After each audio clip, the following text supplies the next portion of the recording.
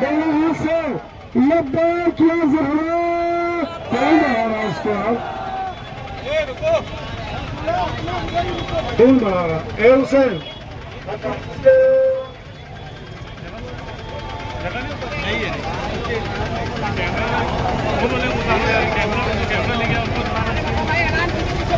जो अपने पीछे से गुजारिश है वो आगे आ जाए। और ये जो मोमिन है बराबर सुनो भाई, गुजारिश है कि बड़ा सा किनारा कर लो। मोमिन प्लीज अब्बास भाई टोने को आगे बुलवाइए, टोने को आगे बुलवाइए। दोनों जनाब मौलाना सैयद मोहम्मद असलम रिजी साहब किबला की क़यादत में शियाल में महाराष्ट्र वादी असलाम कब्रिस्तान कमेटी और अल-बखिया ऑर्गेनाइजेशन की नारे हैदरी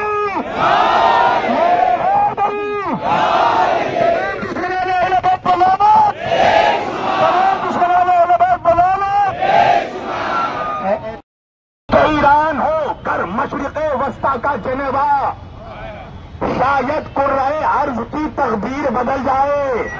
भैया अल्लामा इकबाल है। आज मैं एक हदीस पढ़ने जा रहा हूं और ये हदीस किसी शिया कुतुब से नहीं, कोई शिया रिवायत नहीं, इसका रावी कोई शिया नहीं है, बल्कि अहले सुन्नत वल जमात का बहुत बड़ा मुहद्दिस अल्लामा इमाम हाकिम नेशापुरी, इमाम हाकिम नेशापुरी की मुस्तनद तरीन किताब अल मुस्तदरक अल सहीहैन, अल मुस्तदरक अल सहीहैन से मैं ये हदीस पढ़ने जा रहा हूं। जितने मीडिया वाले हैं इस हदीस को रिकॉर्ड जरूर करना। और इमाम हाकिम ने, हो सकता है मौलवी बाद में रिजाल के पैतरे खेले, इमाम हाकिम ने सारा दरवाजा बंद कर दिया, कह दिया कि यह हदीस सहीहुल इस्नाद है, ये इमाम बुखारी और इमाम मुस्लिम की मेयार की हदीस है।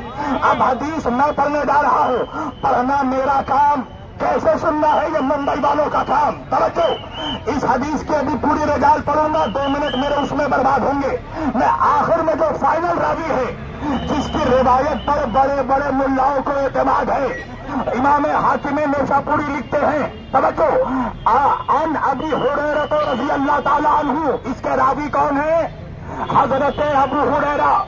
हजरत अबू हुरैरा फरमाते हैं कि कुरान की जब ये आयत नाजिल हुई, व इन ततवल्लौ यस्तब्दिल कौमा गैरकुम, तो जनाब हजरत अबू हुरैरा फरमाते हैं कि सहाबा कराम ने रसूल अल्लाह से पूछा, ये सूरह मोहम्मद की 38वीं आयत है। अल्लाह इस आयत में परवरदिगार फरमाता है कि व इन ततवल्लौ यस्तब्दिल कौमा गैरकुम, ये इस आयत में अल्लाह कहता है कि जब तुम हमसे मुंह फेर लोगे, और अगर तुम मुंह फेर लोगे तो हम तुम्हारे सिवा किसी और कौम को लाकर तुम में बदल देंगे, किसी और कौम को हुक्मरानी दे देंगे, किसी और कौम के हाथ में हम तुम्हारा कमांड दे देंगे। तवज्जो, हजरत अबू हुरैरा फरमाते हैं कि अल्लाह के रसूल से लोगों ने पूछा, क़ालू या रसूल अल्लाही मन हाउलाई लज़ीना इज़ा तवल्लैना तुब्दिलू बिना, या रसूल अल्लाह वो कौन सी कौम होगी कि जब हम लोग यानी मुसलमान जब सरकश हो जाएंगे, अरब वाले सरकश हो जाएंगे, तो अल्लाह इन अरबों पर लाकर, आलम इस्लाम पर लाकर किस कौम को हाकिम बना देगा, किस कौम के हाथ में अल्लाह मिल्लत इस्लामिया की बागडोर दे देगा। तो फरमाते हैं फसलमाना इला जंबिही, अल्लाह के रसूल सल्लल्लाहु अलैहि वसल्लम के सामने जनाब सलमान फारसी मौजूद थे। अल्लाह के रसूल ने हजरत सलमान फारसी को देखा और देखकर फरमाया, फकाला हुमुल फुरुसु व हाज़ा व कौमुहु, अल्लाह के रसूल ने जनाब सलमान को देखकर फरमाया, ये ईरानी और इसकी कौम है। आज दुनिया ने देखा, जब सब तमाशा बनी हुई थी तो वो अकेला ईरान था जिसने 350 ड्रोन और 200 मिसाइलों से अमेरिका और इजराइल की ताकत पर हमला करके बता दिया कि 56 बहनों का एक लौता भाई।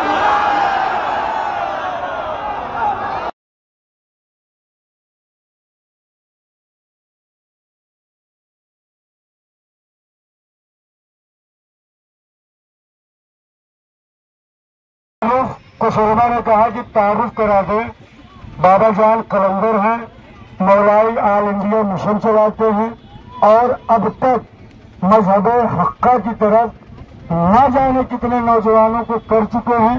बाद में आप इनसे मुलाकात करिए। अब इनकी जरानी नारा आप लगाए। देखो, पहली बात तो बाद में बताओ, मेरी कोई हैसियत नहीं, मेरी कोई हैसियत नहीं है। जिसको मौला चाहेंगे वही मौला अली का होकर रहेगा, जिसको सैयदा चाहेंगे वही सैयदा का होकर रहेगा। मैं एक बात ये बता देता हूं कि ईरान ने ईदी भेजी आले यहूद को, ईरान ने ईदी आले यहूद को, तकलीफ हो गई आले सऊद को।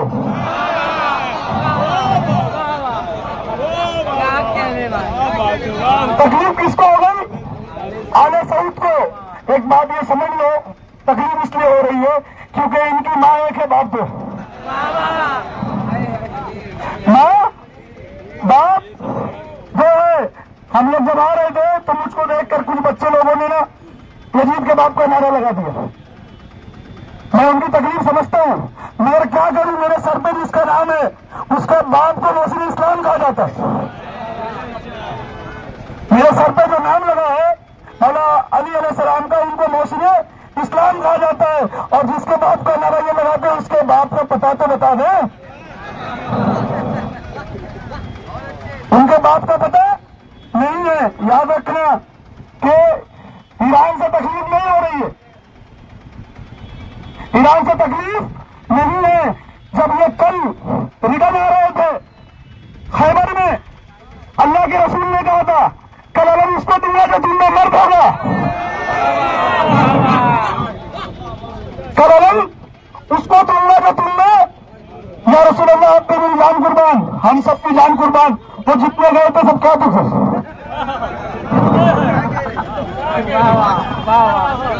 वो जितने गए थे क्या थे? सरकार ने जुमला क्यों इस्तेमाल किया? मैं कल अलम उसको दूंगा जो तुमने मर्द होगा। किताबों में अहले सुन्नत की लिखा है। एक साहबी थे, उन्होंने बड़ी दुआ की कल मुझको मिल जाए, जो कि वो जाके आ चुके थे। समझदारों की महफिल है, शायद मेरी बात समझ रही। जब मौला अली के हाथ में अलम दिया गया तो ये लोग एक बात मैं बताता हूं, अल्लाह के रसूल को जब सब छोड़कर भागे, जो कोई नहीं भागा, अली की जात थी। बदर से लेकर खंदक तक, हुन्नैन तक, हर जंग का हीरो अली है ना। अच्छा याद रखना, जंग मर्दों का काम है, लड़ना भी और लड़ना भी। अच्छा अल्लामा इकबाल ने कहा, गिरते ऐसे सवारी मैदान जंग से, वो तुफल क्या गिरेंगे जो घुटनों के बल चले। जिन्होंने पहले से चूड़ियां पहन ली वो लड़ेंगे क्या? अब आज हमारी इस एकता से, आज यहाँ सुन्नी भी है, शिया भी है और गैर मुस्लिम भी है, सब है, मगर वो जितने हैं सब दर्द वाले हैं। ये हम जो जमा हुए हैं ना, हम सिर्फ बच्चे की मोहब्बत के लिए नहीं जमा हुए हैं। अगर हमारी बेटी का भी घर उजाड़ा जाता, हमारी बहनों का भी घर उजाड़ा जाता, तो हम पुलिस स्टेशन के आगे बैठते, हम कलेक्टर के आगे बैठते, हम तहसीलदार के आगे बैठते। घर उसका उजाड़ा गया जिसके दरवाजे पर रसूलुल्लाह सलाम करते थे। घर उसका उजाड़ा गया जिसके बच्चे जन्नत के सरदार, घर उसका उजाड़ा गया जो खुद जन्नतों की सरदार, उसका शोहर जन्नत बांटने वाला। याद रखना, अगर बीबी पाक का दर्द किसी के सीने में नहीं है, खुदा की कसम, ना वो मोमिन है ना मुसलमान है, उसका इस्लाम से कोई लेना देना नहीं है।